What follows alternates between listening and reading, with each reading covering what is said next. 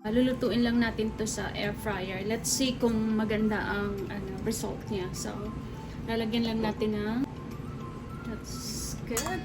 Good amount ng garlic. Tapos ng asin. Asin. Para malasa siya. At paminta. Paminta.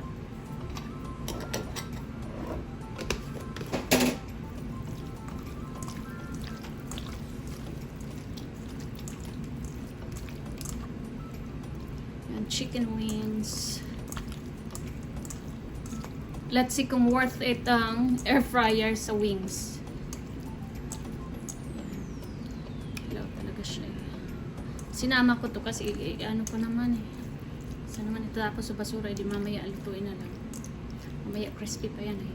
So ibabad lang natin siya ng mga 30 minutes para mag-absorb yung ano niya, yung lasa ng asin tsaka paminta at saka bawang. So, ayan na siya. Nakamarinate na siya ng more than 30 minutes. So, gano'n naman nag-absorb na yung lasa ng bawang tsaka asin at saka paminta. First time ko itong gagawin sa air fryer. As in, talaga, hilaw na hilaw. Kasi mostly na niluluto ko sa air fryer yung mga na lang. Alam mo yung mga pre-cook na siya na nabibili ko sa tindahan. So, ayun, ito talaga yung hilaw. So, tingnan natin kung worth it nga ba lutuin sa air fryer ang talagang hilaw na wings. Tingnan natin. Ayun, so mainit na siya. So, ilalagay na natin yung ito. Lagay na natin siya.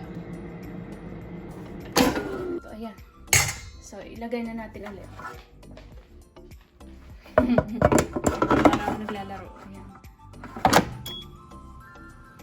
So, 400 degrees Fahrenheit siya for 12 minutes. Tingnan natin kung okay.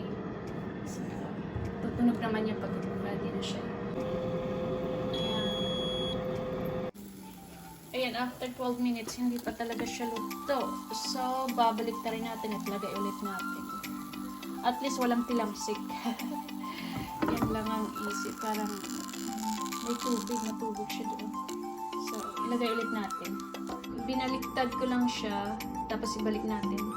I-air fryer ulit natin ng another 10 minutes. So, start. Let's see. Mainit na kasi kaya. So, ito luto na siya mga kaibigan. Luto na siya mga kapatid. Ayan. Ito na siya. Ayan na siya. So, ilalagay natin dito sa ayan, plato.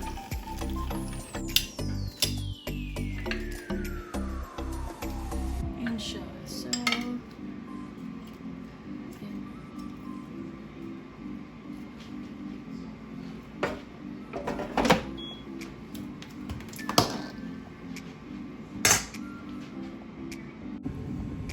Ito na ang ating chicken wings na niluto ko sa air fryer.